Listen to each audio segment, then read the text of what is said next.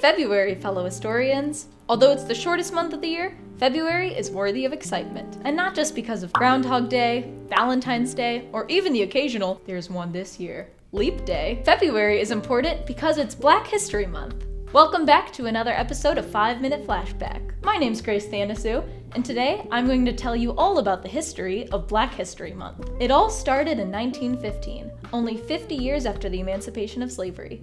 To mark the anniversary, thousands of African Americans gathered in Chicago to celebrate the achievements and progress of their people since the destruction of slavery. Among the exhibitors at the 3-week-long celebration was Carter G. Woodson, a historian who studied at the University of Chicago and was only the second Black person to earn a PhD from Harvard at the time. Inspired by both the enthusiasm at the celebration and the lack of attention that had been paid to Black history throughout his education, Woodson decided to form an organization to promote the study of Black history and culture, and he called it the Association for the Study of Negro Life and History, or ASNLH. He created an academic journal for the organization and encouraged Black intellectuals to publish their literary and historical work in it. By 1926, Woodson was pleased with the ASNLH's progress, but he desired even greater impact. In the hopes of encouraging educators and people across the country to learn about African American history and achievement, he sent out a press release declaring the second week of February Negro History Week. Now I know what you're thinking. I thought Black History Month was, well, a whole month long. Well, that's true today. It was not the case until 1976. But I'm getting ahead of myself. The second week of February seemed like the natural choice for celebrating Black History Week because it coincides with the birthdays of Abraham Lincoln and Frederick Douglass. President Lincoln, whose birthday falls on the 12th of February, played an important role in Black history when he issued the Emancipation Proclamation in 1863, and when he oversaw the passage of the 13th Amendment, which formally abolished slavery before his assassination in 1865. Frederick Douglass, whose birthday comes 2 days after Lincoln's on the 14th of February, was indispensable for the advancement of Black people in the United States.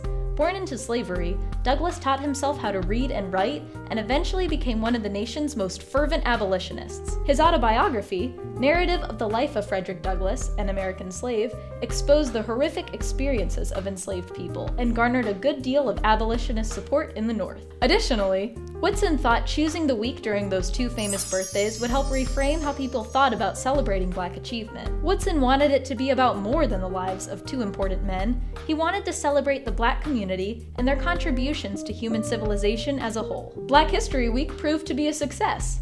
As a result of industrialization at the turn of the 20th century, over 1 million African Americans had moved from the rural South to northern big cities, leading to an expansion of the Black middle class. Branches of the ASNLH spread coast to coast in response to the Black community's growing interest in their literature, history, and culture. By the 1960s, the civil rights movement and Black power organizations had inspired people more than ever to study Black history and culture. Negro History Week naturally evolved into Black History Month, and in 1976, President Gerald Ford officially recognized February as Black History Month and urged the public to seize the opportunity to honor the too often neglected accomplishments of Black Americans in every area of endeavor throughout our history. Since 1976, every president has continued this tradition and endorsed the yearly theme put forth by the ASNLH. This year, the theme is African Americans and the Vote, to commemorate the 100-year anniversary of the 19th Amendment, which gave women the right to vote, and the sesquicentennial anniversary of the 15th Amendment, which enfranchised Black men after the Civil War. So there you have it. Black History Month is an exciting and important event that people all over the world look forward to each year.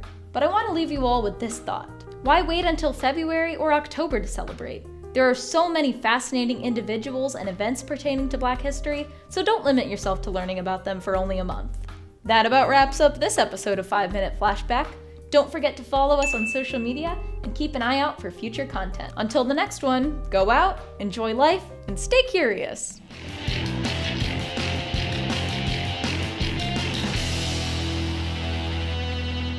This program was produced by ZTV at the University of Akron. Do you want to gain experience in video production, professional social media, or working with real clients? Visit the UA School of Communications online or follow us on social media to learn more.